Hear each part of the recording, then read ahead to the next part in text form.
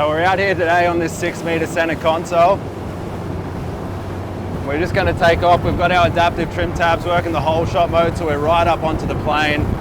What we're out here testing today is the Dometic XPA steering, so the Xtreme Power Assist. And you'll see how we just put this boat into a turn. It's feather light steering, absolutely no effort on the wheel. Because we've got the 3-turn helm, there's very, very little steering input required to put this boat into a turn. It's an instant response.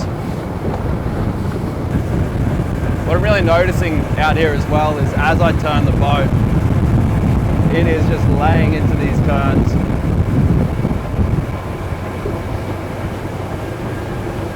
So the Dometic XPA, the Xtreme Power Assist, what that's doing is it's taking the direct mechanical input from our 3-turn quick connect helm up here, and it's converting that directly to electric steering. So that cable is purely providing a switching input to the boat and to the steering. So it is completely electric steering in terms of what the load on the steering system is.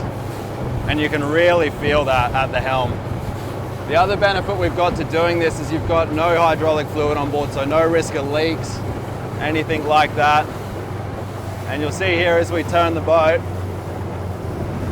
very little steering input from me, and 180-degree turn of the boat. Absolutely effortless. Make some slight adjustments on the trim tabs, so I'm just turning the trim tabs in the direction I want the boat to go. Little bit of chop where we are, so we might go for some bow down, just to get that bow into the waves as we come through. Little bit more roll to the port side.